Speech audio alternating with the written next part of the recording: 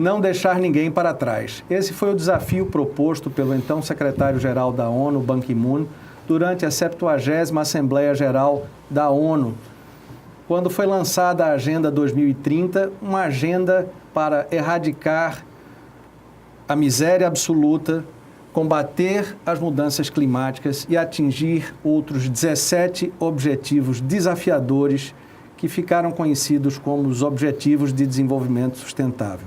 Enquanto nós gravamos o TVPE no ar de hoje, acontece em Nova York o Fórum Político de Alto Nível para discutir os avanços que o mundo já fez em relação à implementação dos ODS. E aqui no estúdio estão conosco Juliana César, assessora de programas institucionais e representante da Gestos na Comissão Estadual para os ODS, e Hugo Medeiros, gestor público e coordenador do Instituto de Gestão Pública Governador Eduardo Campos. Exatamente. Bem-vinda, Juliana. Bem-vindo, Hugo. Obrigado, boa Obrigada, tarde. boa tarde. Juliana, a Gestos é coordenadora de um importante movimento da sociedade civil, o GT Agenda 2030. Um GT que agrega mais de 40 organizações em todo o Brasil. O que o Brasil está levando para esse fórum político de alto nível que está acontecendo em Nova York? Infelizmente, o governo brasileiro, o Estado brasileiro, não está levando nada para esse encontro de alto nível que está acontecendo em Nova York, né, nesse mês de julho. Quando o Brasil foi signatário dos ODS, dos Objetivos de Desenvolvimento Sustentável, se comprometeu não só a implementar a agenda, mas a regularmente prestar contas para o mundo, né, perante as Nações Unidas, de como estava, então, o progresso, os avanços, os desafios que encontrou na implementação da agenda, desses 17 objetivos. Isso varia conforme ano. Em 2017, o Brasil se comprometeu apenas com alguns indicadores, algumas metas a serem cumpridas e deveria agora, em 2019, apresentar um relatório completo sobre como estava o avançar da agenda nos 17 países. Porém, o governo federal, que assumiu agora a partir de 2019, ele se retirou desse compromisso e disse que não apresentaria a situação do Brasil em relação a nenhum dos ODS. Então, o Brasil não está levando nada para lá. Quem está levando é a sociedade civil, que compôs, mais uma vez, um relatório luz, que é o que a gente chama de relatório paralelo da sociedade civil, que aí sim a sociedade civil, através desse GT que você mencionou, um grupo de trabalho da sociedade civil que congrega mais de 40 organizações, a gente conseguiu coletar as informações e sistematizar para cobrir todos os ODS e levar, então, a visão da sociedade civil da grave situação, do grave panorama que a gente tem hoje em relação à questão da justiça,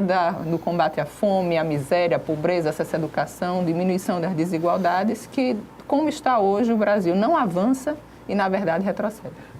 Isso é exatamente a palavra que eu queria usar, um retrocesso, porque no governo Temer, o Brasil apresentou um relatório voluntário sobre a evolução dos ODS. Sim, apresentou, que foi justamente o cumprimento desse compromisso de que em 2017 haveria um relatório preliminar, não seriam dos 17 ODS, já havia um acordo de que inicialmente seriam apenas alguns, os considerados mais importantes, mais prementes, como fome, educação, saúde, a serem discutidos. E foi apresentado um relatório, na opinião da sociedade civil, esse relatório era um pouco incipiente, na verdade era bastante incipiente, eram poucos dados coletados, a análise praticamente não acontecia. Como exemplo, eu sempre gosto de mencionar que a análise do ODS 5 de gênero, foi lá, de tudo que ele tinha, o governo brasileiro poderia mencionar sobre ações na área de gênero, ele mencionava algumas ações de empreendedorismo de mulheres via SEBRAE. Então, assim, você consegue imaginar que a gente teria muito mais a dizer sobre o Estado brasileiro em relação à situação das mulheres do que empreendedorismo individual que atingia pequenas empresárias. Num país onde, por exemplo, se assassina mais mulheres no mundo, não é? Certamente haveria outras questões muito mais sérias a serem abordadas. Não é? Isso. Então, a sociedade civil é que tem mantido esse compromisso de reportar a situação do país, falar de avanços e falar dos retrocessos. A ONU mesmo preconiza, não precisa apresentar apenas avanços. As dificuldades, os desafios encontrados pelos países são informações tão valiosas quanto os avanços, porque mostram caminhos que foram percorridos e que não deram o resultado que era esperado. Então, isso serve de lição aprendida também. Claro. Né? A sociedade civil trouxe até aqui, a gente desenvolveu 2 relatórios já, o de 2017 e um de 2018. Pode ver o 2018 até mais portentoso do que está. E a gente está acabando de realizar agora, de 2019. A gente já levou informações preliminares agora para o Relevo Political Forum, o fórum de alto nível. Infelizmente, a gente não vai ter esse debate que a gente esperava ter com o governo brasileiro para discutir nossa visão de como é que estão os fatos e os dados, da dificuldade que estamos encontrando de ter os dados presentes. Muitos dados não estão mais disponíveis de maneira acessível, como era antes pela internet. Dos bancos de dados foram retirados, muitas páginas foram do ar. Dados que deveriam ter sido divulgados desde o início do ano ou em abril foram adiados sistematicamente, de janeiro para março, depois para junho, para setembro, agora não sabemos. Então, a gente está numa situação no Brasil em que o governo não cumpre seus compromissos, não entende que governo e Estado são situações diferentes. Não é o governo Bolsonaro que vai responder sobre como está a situação. O Estado brasileiro é que tem que apresentar. Esse é um compromisso não só com as Nações Unidas, mas principalmente com o Brasil. Para nós, a sociedade civil, é importantíssimo ter a visão do governo e a gente ter os dados. Os dados são públicos e deveriam não ser sonegados, eles estão sendo sonegados. Eu quero aproveitar esse gancho e perguntar a Hugo, já que o governo brasileiro não está cumprindo a sua parte nessa agenda internacional, né, da qual o país é signatário, o Estado de Pernambuco, Hugo, está cumprindo a parte dele? Sim, o Estado de Pernambuco lançou no ano passado, em mais ou menos junho ali, após um congresso da MUP que foi realizado em abril, o governador se comprometeu e lançou um decreto criando a comissão dos ODS estadual, que a Juliana é representante, sociedade civil lá representando a Gestos. Essa comissão ela já está atuando, nós fizemos a seleção no final do ano passado, iniciamos a comissão no início deste ano e nós tivemos já as 2 reuniões ordinárias previstas. São previstas reuniões ordinárias a cada 3 meses e nós tivemos a de março e tivemos a de junho. Esse início da comissão, ele é mais assim, vamos dizer, para dar conta de algumas burocracias que nós já demos conta, que é o regimento interno da comissão e o plano de ação. Esse plano de ação hoje, ele está focando muito na sensibilização, e esse momento é importante para isso, porque a gente precisa comunicar para as pessoas o que são os ODS.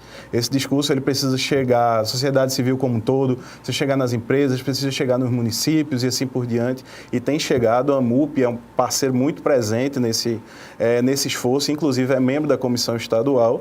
E, além disso, o plano de ação ele está trabalhando justamente nesse âmbito que Juliana colocou, dos dados, de como é que os dados que a gente tem dos indicadores dos ODS, eles se ligam com as políticas públicas estaduais, como é que eles se ligam com o PPA, como é que eles se ligam com o Pernambuco 2035, que é o planejamento de longo prazo do governo. Então, a gente já lançou na CEPLAG um site. Ele tem todos os indicadores para mapear as ODS e também o Pernambuco 2035, ele está disponível para a população. As séries históricas estão todas lá, as séries históricas as mais longas possíveis. Ele tem uma camada de análise e ele também permite que a população extraia, pesquisadores, enfim, extraia os dados para si. Então é um banco muito completo, por volta de 60 indicadores que eles mapeiam, acho que menos o ODS 17, porque como Juliana colocou, tem umas coisas que tem mais a ver com o âmbito nacional, é um ODS de parcerias, ele envolve indicadores num agregado maior, que é o agregado país, e a gente tem dificuldade, como ela pontuou, de coletar esses dados. Mas nos outros a gente tem indicadores lá no nível estadual. E a ideia depois é a gente começar a fazer com que esses indicadores eles cheguem também no nível municipal, que as pessoas possam também monitorar nesse nível. Pernambuco foi o primeiro estado a criar a sua comissão estadual para acompanhamento para a implementação dos ODS, não é? Isso. Nós fomos pioneiros tanto no ODS quanto no planejamento de longo prazo. Então, é interessante que o ODS é lançado em 2015 como um planejamento de longo prazo, né, até 2030, e em 2013 o Estado de Pernambuco já tinha lançado o seu planejamento estratégico até 2035. Então, como a gente já tinha essa expertise, foi possível, vamos dizer, dar essa largada mais na frente. E um dos primeiros trabalhos da Secretaria de Planejamento, que lidera a comissão, foi justamente fazer esse batimento. alinhamento entre o Pernambuco 2035 e o ODS, para que a gente reduzisse sombreamente, falasse a mesma língua e assim por diante. Existem algumas áreas que elas são bem claras, que elas fazem parte da agenda permanente de qualquer político, de qualquer estado, quer dizer, deveriam fazer parte, que nem às vezes, enfim, que é educação, saúde, segurança, então elas terminam sendo mais fáceis de você fazer um batimento. Mas o ODS ele tem uma característica que é muito assim, muito importante, que o conceito de desenvolvimento sustentável é mais amplo, né? Então, por exemplo, você tem lá vida terrestre e vida marinha separadas, enquanto no Pernambuco 2035 você tem sustentabilidade de maneira mais ampla. Além disso, a visão do ODS é que o desenvolvimento sustentável ele deve ser social, ele deve ser econômico e ele deve ser também ambiental. Então, algumas coisas a gente teve um esforço um pouco maior e aí foi muito importante a parceria da sociedade civil, inclusive revisando indicadores, indicando, falando, tal coisa assim e assim por diante. E a comissão ela tem atuado numa parceria interessante. A gente tem tido as reuniões de maneira tranquila, tem feito os trabalhos como eles deveriam ter sido feitos, estamos cumprindo os prazos, então está um trabalho bem interessante. Juliana, está tranquilo mesmo? Você que é a representante da sociedade civil na comissão, essa conversa do governo é verdade? Estamos no início dos trabalhos, Renato. Até agora está tranquilo. Mas está tranquilo, mas ainda podemos melhorar bastante. Né? Na opinião da sociedade civil, a comissão ela tem que ter orçamento próprio.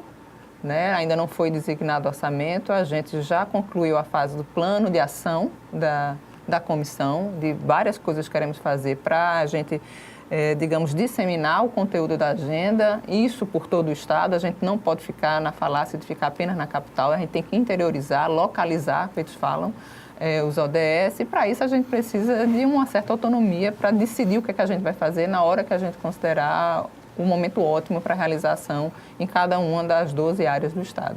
Então, a gente espera ainda avançar nisso, a gente agora tem esse plano, a gente tem como solicitar esse orçamento e o governo comprometidíssimo que está, certamente vai prover esse orçamento para a gente. Nesses dias, nós recebemos aqui o cônsul britânico, Graham Tidy, e uma advogada da área internacional, Gabriela Figueiras, da Queiroz Cavalcante Advocacia. E o assunto era o acordo União Europeia-Mercosul, não é? E as regulamentações que derivarão desse acordo para que ele possa ser 100% aproveitado, né, pelas empresas brasileiras. E aí há o respeito aos compromissos socioambientais, não é? Na tua visão de sociedade civil, de uma organização atuante, Juliana, você está no radar de vocês essa questão econômica, quer dizer, o cumprimento dessas metas, desses objetivos, como também uma maneira de construir um ambiente de negócios, um ambiente de relações de transparência e de confiança mais robusta, onde se possa fazer melhores negócios aqui em Pernambuco? O que a gente acredita, baseado na agenda, é que acordos, negócios, empresas, indústrias que não estejam baseadas num princípio de desenvolvimento sustentável, e que é como o Hugo falou, ele envolve o componente econômico, mas também é imprescindível que exista o componente humano e o da sustentabilidade ambiental.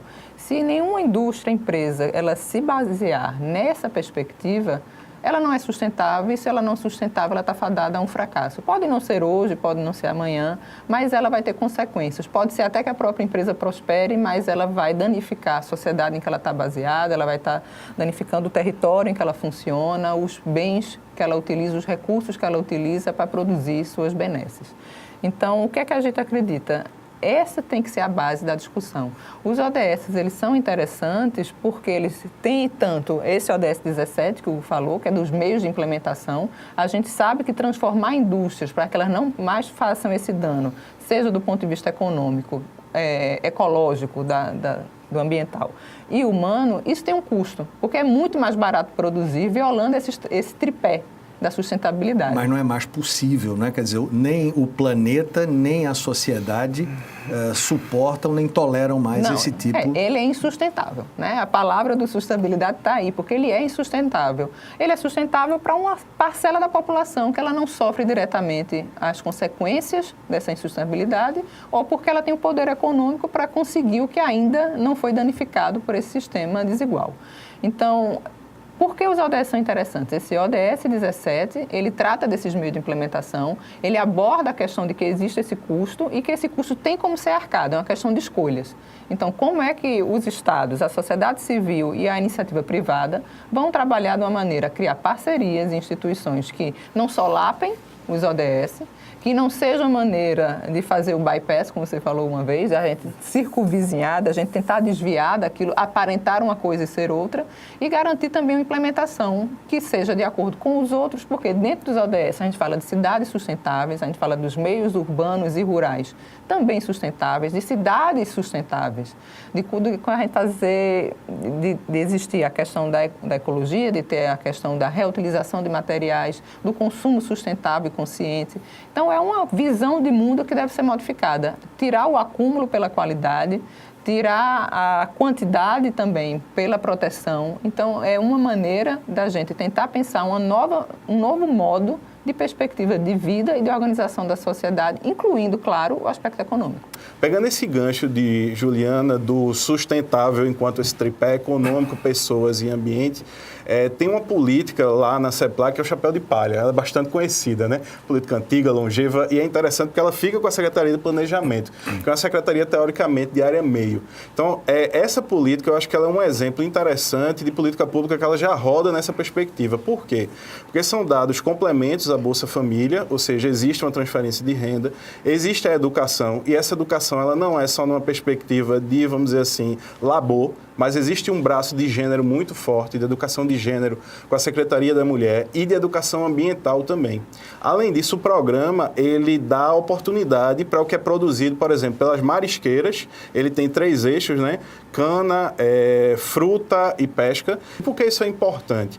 Porque você cria um empoderamento feminino, você trabalha a questão do gênero e o trabalho dessas marisqueiras, ele utiliza todo o insumo. Então, se você for a FENEARTE, você vai ver lá trabalhos que usam tudo que tem à disposição no local. Não fica suprassumido a uma utilização só daquele insumo. Você vai ver lá artesanato com palha e assim por diante. Então, é exemplo de política pública que trata desses 3 eixos. A gente precisa descobrir onde essas políticas públicas estão, criar novas, se for necessário, e incentivar cada vez mais que as políticas públicas que já estejam alinhadas, elas transbordem e sejam fortalecidas. Juliana, eu me lembro de uma vez te ouvir falar das tuas participações nas negociações em Nova York, na ONU, e do corre-corre, dos bastidores e tal, não é? Como é que, na tua opinião, a gente... porque parece que às vezes eu falo do fórum político de alto nível que está acontecendo, as pessoas dizem, mas é uma coisa tão distante de nós. Não é? Como é que a gente traz aquele ambiente efervescente, né, que se vive lá para mais próximo, né, do nosso dia a dia, da nossa sociedade? Acho que a primeira coisa é tomar conhecimento da agenda, né? Ela é uma agenda ampla, ela tem esses 17 objetivos, mas eles dialogam com a nossa vida. Né? Ela fala do transporte que eu tenho, do acesso à água que eu tenho, qual é o alimento que eu vou comer, se ele tem agrotóxico ou não, se eu vou ter uma escola para estudar, se eu só vou estudar se eu tiver dinheiro, se eu vou conseguir cuidar dos meus dentes, se eu vou ter acesso a um dentista. Ela vai dizer se eu vou ter que passar 3 horas no trânsito para poder trabalhar, vai discutir se uma criança de 5 anos trabalhar, se isso é positivo ou negativo. Ela vai dizer se uma mulher sofre violência, se isso é para ser naturalizado e aceito ou não. Então, é isso que está em destaque, é isso que está sendo discutido quando a gente está nas Nações Unidas, né? Quando a gente está discutindo aqui também. Então, é tentar desmistificar a ideia de que a ONU é esse lugar distante, esse lugar ideológico, esse lugar que tenta impor uma agenda aos países. Na verdade, os países dialogam. A gente está esquecendo que existe diálogo, né? Há muita imposição. Os países dialogam e fazem um acordo, que é um acordo mínimo de vontade, se a gente for pensar. A gente tem países de visão completamente distinta e alguns, como o Brasil, estão virando esquizofrênicos, eles estão defendendo o oposto do que faziam, infelizmente. Né? Então, a gente tem países como a Arábia Saudita, em que a luta das mulheres para ter o direito a conduzir, e a gente tem países como a Suécia, que é o país, hoje em dia, que detém um dos maiores índices de equidade de gênero. Eles estão sentados e eles acordaram essa agenda juntos. Então, a gente pode ter a certeza de que tudo que está aqui é importante. E que esse aqui, para mim, eu sempre digo, é um caminho inescapável.